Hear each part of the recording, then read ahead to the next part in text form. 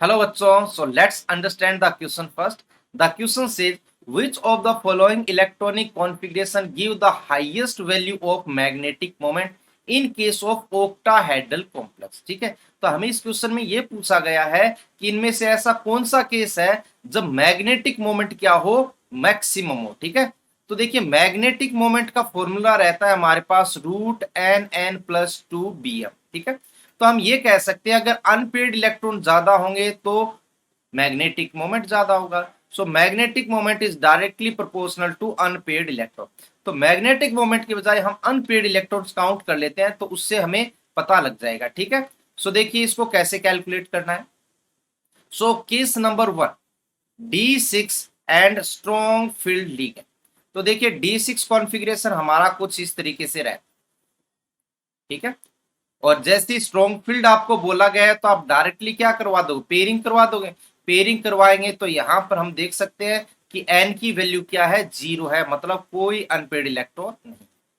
Case number 2, D7 and high spin complex. देखिए high spin और लो spin के बीच में डिफरेंस बताता हूं। हाई स्पिन का मतलब क्या हो, स्पिन ज्यादा हो। स्पिन का मतलब यहां पर है स्पिन ओनली, मैग्नेटिक मोमेंट ज्यादा हो। और वो कब ज्यादा होगा, जब अनपेड इलेक्ट्रॉन ज्यादा हो। सो हमें हाई स्पिन के केस में क्या करवाना है, पेयरिंग नहीं करवानी है। इसका मतलब यहां पर नो पेयरिंग। ठीक है, अगर पेयरिंग करवा दी तो क्या होगा, स्पिन कम हो जाएगा। तो यहां पर D7 के केस में अनपेड इलेक्ट्रॉन हमें चेक करने हैं। तो चलिए देखते हैं। तो D7 है 1 2 3 4 5 6 एंड 7। सो यहां पर अनपेड की वैल्यू कितनी आ रही है, 3 आ रही है। दोबारा रिपीट करते हैं। स्ट्रॉन्ग फील्ड का बारे में पता है कि पेयरिंग करवा दो, वीक फील्ड के केस में मत करवाना। और D7 अगर आपको दिया हुआ है, सॉरी, और हाई स्पिन है। हाई स्पिन का मतलब क्या होता है, स्पिन ज्यादा हो। स्पिन ज्यादा कब होता है, जब पेयरिंग नहीं करवाते। और लो स्पिन का मतलब पेयरिंग हमें करवानी। ठीक है, अगला ऑप्शन देखते हैं। ऑप्शन नंबर 3 में बोला गया है D4 वीक फील्ड लिगेंड।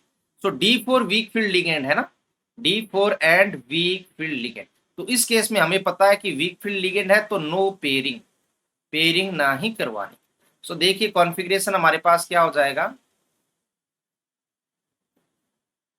सो 1 2 3 4 5 1 2 3 4।